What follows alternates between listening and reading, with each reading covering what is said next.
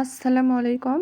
কেমন আছেন আপনারা সবাই? আশা করছি সবাই অনেক বেশি ভালো আছেন। সবাইকে আবারও একবার আমন্ত্রণ করছি সাদামাটা রান্নাঘর অ্যান্ড ব্লগসের আরেকটি নতুন ভিডিও দেখার জন্য। আজকে আমি আপনাদের মাঝে ছোলা ভুনা রেসিপিটি নিয়ে হাজির হয়েছি। একটু নতুনভাবে তৈরি করছি। বিশ্বাস করেন এভাবে তৈরি করলে খেতে কিন্তু অনেক মজার হয় আর অন্যভাবে তৈরি করতে মন চাইবে না। তো চলেন দেখি তৈরির পুরো প্রস্তুত প্রণালী আপনাদের মাঝে শেয়ার করি। এখানে হাফ কাপ ছোলা আমি সারা রাতের জন্য ভিজিয়ে রেখেছিলাম। ছোলাটা ভালোভাবে ধুয়ে চুলার উপর কড়াইয়ের মধ্যে দিয়ে দিয়েছি। পর্যাপ্ত পরিমাণ পানি দিয়েছি। দিয়ে দিচ্ছি সামান্য পরিমাণ লবণ। এই লবণ দেওয়ার কারণে কিন্তু ছোলাটা খুব ভালোভাবে সেদ্ধ হবে। ছোলাটা কিন্তু খুব ভালোভাবে সেদ্ধ করে নিতে হবে। ছোলার মধ্যে বলক চলে আসছে। উপরে কিন্তু অনেক ফেনা জমেছে। এখন যতটা সম্ভব ফেনাটা উঠিয়ে ফেলে দিব।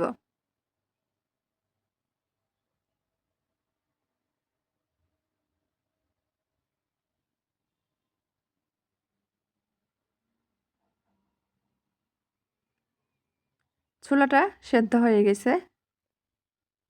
চেক করে দেখছি সেদ্ধ হয়েছে কিনা। দেখেন খুব ভালোভাবে সেদ্ধ হয়ে গেছে। ঠিক এভাবে সেদ্ধ করে নিলে ছোলাটা রান্না করার পর আর শক্ত হয়ে যায় না। চুলার উপর আবারও ফ্রাই প্যান বসিয়ে দিয়েছি। দিয়ে দিচ্ছি 1.5 থেকে 2 টেবিল চামচ মতো সরিষার তেল। তেল গরম হয়ে গেলে হাফ চামচ মতো গোটা জিরা দিয়েছি ফোড়নের জন্য। 2 টুকরা দারুচিনি, 2টা এলাচ।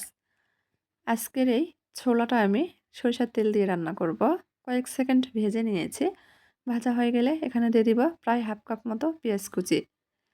এখানে একটু বেশি পরিমাণে পেঁয়াজটা ব্যবহার করছি। পেঁয়াজটা যখন নরম হয়ে আসবে দিচ্ছি 2টা কাঁচামরিচ মাঝখান থেকে ফালি করে কেটে নিয়েছি। আর দিয়ে দিব কয়েক কোয়া রসুন কুচি। ছোলাতে এভাবে একবার রসুন কুচি দিয়ে বা রসুন থেতো করে দিয়ে রান্না করে দেখবেন, খেতে কিন্তু অসম্ভব মজার হয়। রসুন বাটা তো আমরা সবাই ব্যবহার করি। এরকম রসুন কুচি বা থেতো করা রসুন দিলে কিন্তু ছোলার স্বাদ অনেকটাই বেড়ে যায়।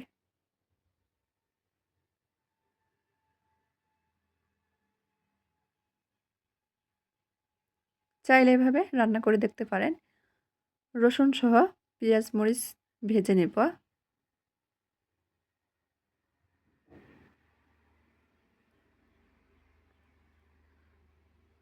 পেঁয়াজ রসুন কিন্তু লাল করে ভেজে নিতে হবে।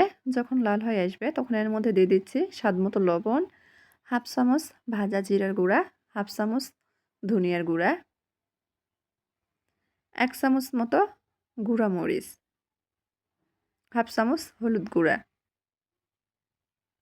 নেড়েচেড়ে মিশিয়ে নিচ্ছি।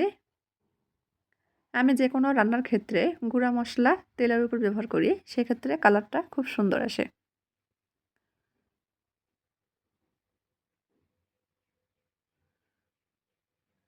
দিয়ে দিচ্ছি সামান্য পরিমাণ পানি।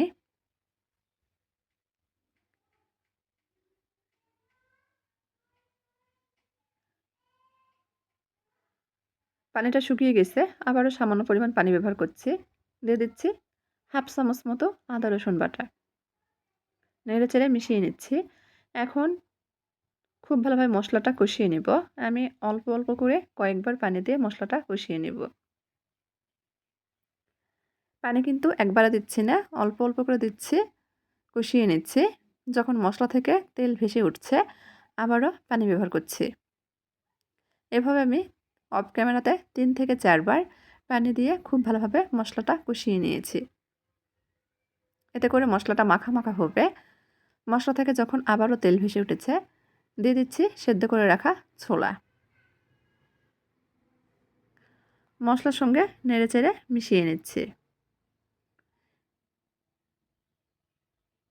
2-3 মিনিট মতো মশলার সঙ্গে কষিয়ে নিয়েছি। এখানে আমি খুবই সামান্য পরিমাণ পানি ব্যবহার করেছি। এই সামান্য পরিমাণ পানিতেই কিন্তু ছোলাটা রান্না হয়ে যাবে।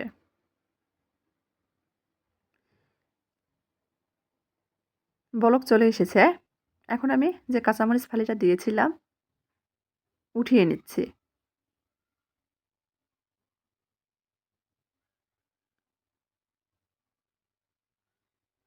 এখন এর মধ্যে দিব হাফ চামচ মতো কাঁচামরিচ কুচি।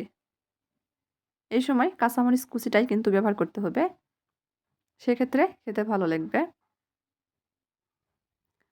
আর দিয়ে দিচ্ছি ধনিয়া পাতা কুচি, একটু বেশি পরিমাণে দিয়েছি। নেড়েচেড়ে মিশিয়ে নেব। আর মিনিট খানেক রান্না করে নেব। ছোলা ভুনা রান্না হয়ে গেছে, চুলা বন্ধ করে দিয়েছি, উঠিয়ে পরিবেশন করব। তো আমার আজকের এই নতুন পদ্ধতিতে ছোলা ভুনা রেসিপি ভালো লাগলে দয়া করে সবাই চ্যানেলটি সাবস্ক্রাইব করবেন, লাইক কমেন্ট শেয়ার করে নিয়মিত চ্যানেলের পাশে থাকবেন।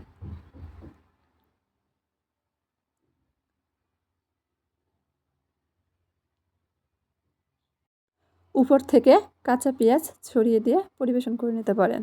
তো আজকের মতো এই পর্যন্তই। সবাই ভালো থাকবেন। আল্লাহ হাফেজ।